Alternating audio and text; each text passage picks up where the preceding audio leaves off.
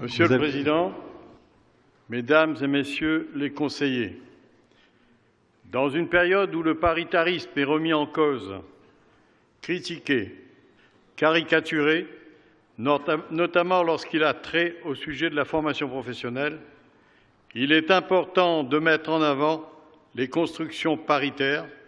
Les CQP qui sont l'objet de ce projet d'avis en sont une illustration exemplaire.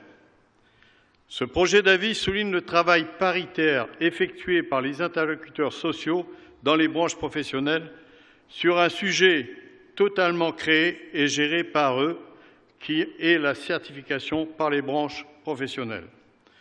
En décrivant le processus paritaire, en soulignant les objectifs, notamment d'augmentation des niveaux de qualification, de complémentarité des CQP avec les autres certifications, de complémentarité des CQP avec les autres certifications en insistant sur le chaînage certification, dispositif de formation, reconnaissance dans l'emploi, ce projet d'avis met la lumière sur une création paritaire indispensable et en expose les forces et les faiblesses. S'agissant des parties prenantes et des acteurs, il nous semble important de souligner que les partenaires sociaux travaillent depuis un certain temps sur ces thématiques, notamment par le biais des travaux du COC, Comité observatoire des certifications, sur l'amélioration de la connaissance des CQP et sur l'amélioration de la connaissance des CQP, sur la nécessité d'évaluation des dispositifs, ainsi que sur le sujet du paritarisme qui est au cœur des travaux du COC. Ce dernier, en effet, fait un travail de clarification des différentes notions en lien avec la certification dans un souci de mise en cohérence. La charte sur les CQPI, la note du COPANEF de 2015, la charte nationale de la certification professionnelle du COPANEF 2016 et des travaux actuellement en cours sur les certifications transverses.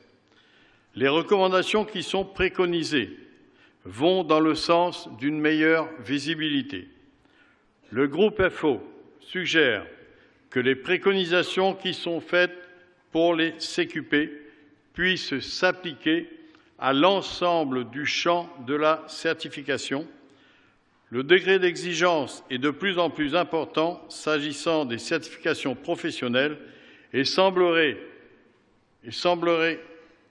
qu'il soit moindre pour les diplômes et titres de formation initiale. Le groupe FO reste néanmoins réservé sur la recommandation 14 préconisant le concours de l'État dans la mise en œuvre des politiques de certification des interlocuteurs sociaux, le mélange des genres pouvant nuire au paritarisme à terme.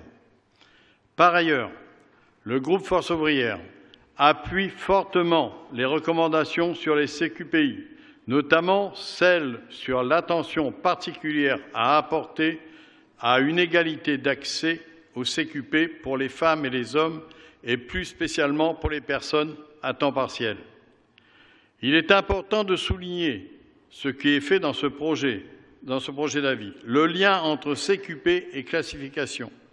L'intégration de ces certifications dans les grilles de classification est une revendication du groupe Force ouvrière et nous aurions souhaité que cela soit bien plus qu'une recommandation à examiner dans le projet d'avis. S'il vous plaît. En ce qui concerne les préconisations visant une meilleure information et la formation des négociateurs, la question du financement et de ses modalités se pose et demeure sans réponse. Enfin, une réserve sur la recommandation relative à la convergence européenne qui ne nous semble pas être au même niveau que les autres recommandations. Le groupe Force ouvrière tient particulièrement à souligner le travail et les débats constructifs sur le sujet dans la section, ainsi que l'écoute du rapporteur qui a su faire évoluer le projet d'avis dans une version finale moins académique et avec des préconisations dans leur majorité très concrètes. Pour l'ensemble de ces raisons, le groupe Force ouvrière votera favorablement ce projet d'avis. Merci.